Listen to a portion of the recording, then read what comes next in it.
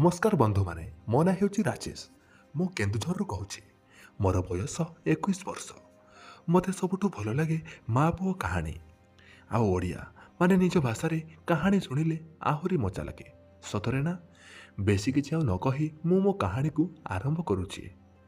केन्दुझर रे आमर निज घर घरे बापा बो मु आ गोटे बड़ भाई बापा गवर्नमेंट ऑफिस रे चाकरी करती। माँ पुओ कहानी शुणिला परे मते खाली करने को बहुत इच्छा हुए हेले गाधुआ घरे मोर बाड़ी को धरी हलैबा छड़ा मो पाखरे आउ किछि उपाय न थाए। मो बो देखा बहुत सुंदरी ताकू 45 वर्ष हेले मध्य से 35 वर्ष भी कम देखा जाए। बहुत कोरी और लंबा बाल पूरा तार पछ भाग पर्यंत पड़े। बो शारीरिक संपर्क विषय से खोला नुहे हेले मो सामने कपड़ा पिंधिबा कि शाढ़ी खोलिबा ता से केबे संकोच करेनी।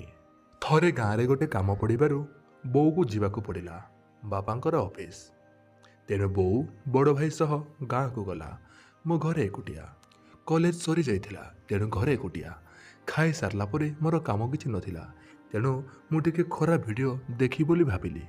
कौन इच्छा है केजाणी बोर आलमिरा खोली देखा इच्छा है से बेले मते जमारू खोलवाक दिएनि आउ चाबी लुचेकी रखे हेले मु जानी से चाबी केउठी रखे से गला परे ता भितर कौन रखिछि जानिबाकू मोर बहुत इच्छा है।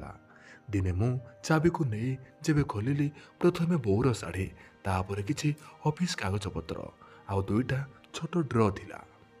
ड्र चाबी खोली जहाँ देखिली मु निजको विश्वास करि पारलिनी सेथिरे बोर सब छोट छोट कपड़ा भरपूर होइकी थिला पूरा नामी दामी आउ स्टाइलिश वाला।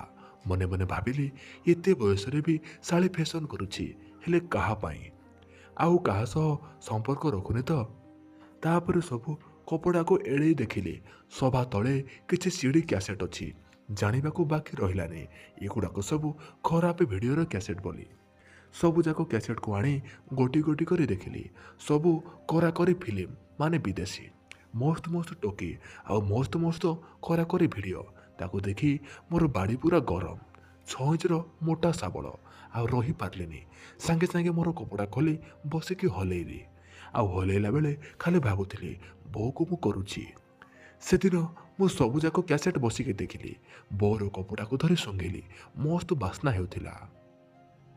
राति रे बो फेरिला राति रे बापा भी घर को आसिले खाईकी शोइबाकू जिबा पर्यंत मोर खाली दिनर घटना मान मने पड़ुए आउ बोर छाती आउ पछ भाग को देखुए।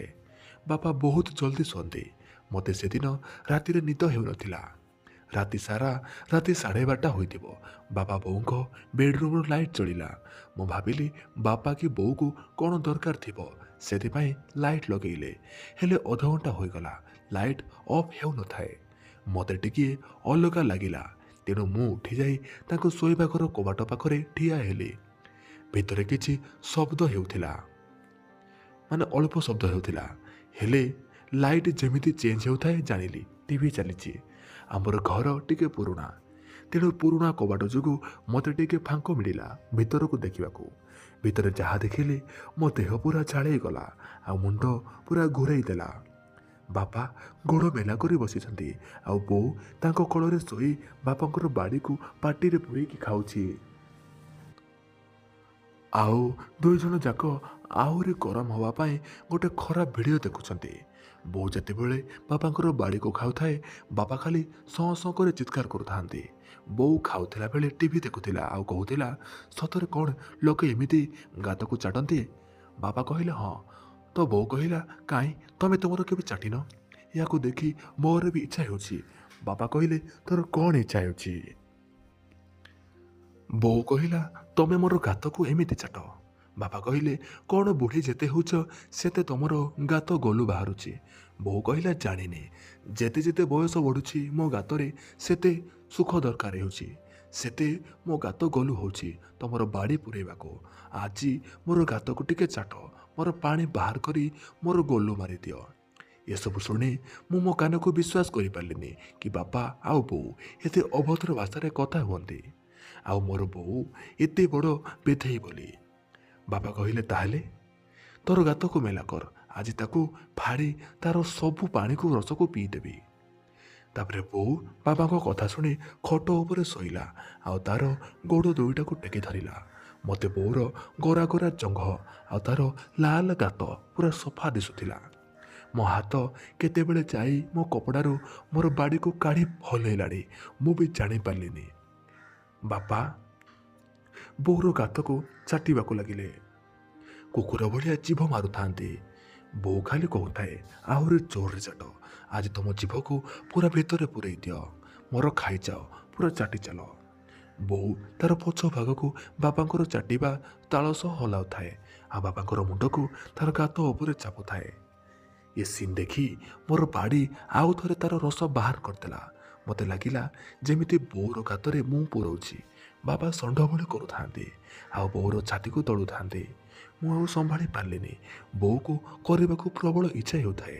ତାପରେ ଏମିତି କିଛି ସମୟ ପରେ ବାପା ପୁଣି ତାଙ୍କର ପାଣିକୁ ବୋଉର ଗାତ ଭିତରେ ଛାଡ଼ିଲେ ଆଉ ସେମାନେ ଦୁଇଜଣ କିଛି ସମୟ ପାଇଁ ବିଶ୍ରାମ କଲେ। ଆଉ ପୁଣି 10ରୁ 15 ମିନିଟ୍ ପରେ ବୋଉ ବାପାଙ୍କର ବାଡ଼ିକୁ ପାଟିରେ ପୂରେଇ ପୁଣି ଠିଆ କରିଦେଲା ଆଉ ବାପା ଏଥର ବୋଉକୁ ଓଲଟେଇକି ଘଡ଼ି ପରି କରିଲେ ଆଉ ବୋଉର ପଛ କଣାକୁ ଜିଭ ଲଗେଇ ଚାଟିବାକୁ ଲାଗିଲେ ଆଉ ଚାଟି ଚାଟି ପୁରା ଲାଳୁଆ କରିଦେଲେ। କିଛି ସମୟ ପରେ ବାପା ତାଙ୍କର ବାଡ଼ିକୁ ନେଇ ବୋଉର ସେଇ ପଛ କଣାରେ ଭର୍ତ୍ତି କଲେ। ବୋଉକୁ ପ୍ରଥମେ ବହୁତ କଷ୍ଟ ହେଲା, ସେ ଟିକେ ଚିଲେଇ ଉଠିଲା, କିନ୍ତୁ ବାପା ସେଥିପ୍ରତି ନିଘା ନ କରି ବୋଉର ପଛ କଣାରେ ତାଙ୍କର ବାଡ଼ିକୁ ଜୋର ଜବରଦସ୍ତି ମାଡ଼ିଦେଲେ, ଯାହାଫଳରେ ଅଧାରୁ ଅଧିକା ବାଡ଼ି ବୋଉର ପଛ କଣାକୁ ଫାଡ଼ି ଭିତରକୁ ପଶିଗଲା। ବୋଉକୁ ମଧ୍ୟ ଏଥର ଟିକେ ମଜା ଆସିଗଲା। ସେ ତାର ପଛ ଭାଗକୁ ହଲେଇ ହଲେଇ ମଜା ନେଉଥାଏ। ବାପା ବୋଉର ଛାତିକୁ ଦଳି ଦଳି ବୋଉର ପଛ କଣାରେ ତାଙ୍କର ବାଡ଼ିକୁ ଭର୍ତ୍ତି କରି ମଜା ନେଉଥାନ୍ତି। ଆଉ ଏମିତି 15ରୁ 20 ମିନିଟ୍ ଗଲା ପରେ ବାପାଙ୍କର ପାଣି ବାହାରିବ ବୋଲି ସମୟ ଆସିଗଲା। ବାପା ତୁରନ୍ତ ବୋଉକୁ ତଳେ ବସେଇ ଦେଇ ତାଙ୍କର ବାଡ଼ିକୁ ନେଇ ବୋଉର ପାଟି ପାଖରେ ପହଞ୍ଚିଲେ ଆଉ ବୋଉ ବାପାଙ୍କର ବାଡ଼ିକୁ ପାଟି ଭିତରେ ଧରି ଆଗପଛ ହେବାକୁ ଲାଗିଲା।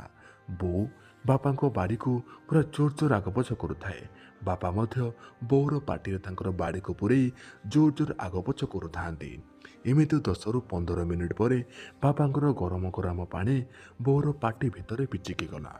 ବୋଉ ସବୁ ପାଣିକୁ ଚାଟି ପୁରା ଢକି ପକେଇଲା ଆଉ ସେମାନେ ଦୁଇଜଣ କିଛି ନ ପିନ୍ଧିକି ସେମିତି ଶୋଇପଡ଼ିଲେ। ଏସବୁ ମୁଁ ଦେଖୁଥାଏ। ମୋର ବାଡ଼ି ଆଉ ଥରେ ଗରମ ହୋଇଗଲା। ମୁଁ ବୋଉକୁ ଦେଖି ଦେଖି ମୋର ବାଡ଼ିକୁ ହଲେଇ ସବୁ ପାଣିକୁ ନିଗାଡ଼ି ଦେଲି। ମୋତେ ସେଦିନ ଏତେ ଶାନ୍ତି ମିଳିଲା ଯେ ମୁଁ ଆପଣମାନଙ୍କୁ କହିପାରୁନି। ସେଦିନ ଥିଲା କିଛି ଏଇଭଳି ଘଟଣା। ଯଦି ଆଗକୁ ମୋ ସହ କିଛି ଘଟେ ତାହେଲେ ମୁଁ ଆପଣମାନଙ୍କୁ ନିଶ୍ଚୟ କହିବି। ତ ଦର୍ଶକ ବନ୍ଧୁ, କାହାଣୀଟି ଏଇଠି ଶେଷ ହେଉଛି। ଯଦି କାହାଣୀଟି ଭଲ ଲାଗିଛି ତାହେଲେ ଲାଇକ୍ କରନ୍ତୁ। ତଳେ କମେଣ୍ଟ ବକ୍ସରେ କେଉଁଭଳି କାହାଣୀ ଶୁଣିବାକୁ ଚାହୁଁଛନ୍ତି ତାହା ବି କମେଣ୍ଟ କରନ୍ତୁ। ଆଉ ଆମ ଚ୍ୟାନେଲକୁ ନୂଆ ଆସିଥିଲେ ଆମ ଚ୍ୟାନେଲ ଓଡ଼ିଆ ଷ୍ଟୋରି ଅଙ୍କିତକୁ ଏବେ ହିଁ ସବସ୍କ୍ରାଇବ୍ କରନ୍ତୁ। କାହାଣୀଟି ସମ୍ପୂର୍ଣ୍ଣ ଭାବରେ କାଳ୍ପନିକ ଏବଂ ମିଥ୍ୟା ଅଟେ। ଦୟାକରି ଆପଣମାନେ ଜମାରୁ ଦେହକୁ ନେବେ ନାହିଁ, କେବଳ ମନୋରଞ୍ଜନ ପାଇଁ ଦେଖନ୍ତୁ। ତ ଦର୍ଶକ ବନ୍ଧୁ, ଯଦି ଆପଣମାନେ ଏ ପର୍ଯ୍ୟନ୍ତ ଆମ ଟେଲିଗ୍ରାମ ଚ୍ୟାନେଲରେ ଜଏନ୍ ହୋଇନାହାନ୍ତି ତାହେଲେ ଟେଲିଗ୍ରାମକୁ ଯାଇ ସର୍ଚ୍ଚ କରନ୍ତୁ ଓଡ଼ିଆ ଷ୍ଟୋରି ଅଙ୍କିତ ଆଉ ଜଲ୍ଦି ଯାଇ ଆମ ଟେଲିଗ୍ରାମ ଚ୍ୟାନେଲରେ ଜଏନ୍ ହୁଅନ୍ତୁ। ଆଜି ପାଇଁ ଏତିକି, ରହୁଛି। ଦେଖା ହେବା ଆଉ ଏକ ନୂଆ ଭିଡ଼ିଓର ଏକ ନୂଆ କାହାଣୀରେ। ଧନ୍ୟବାଦ।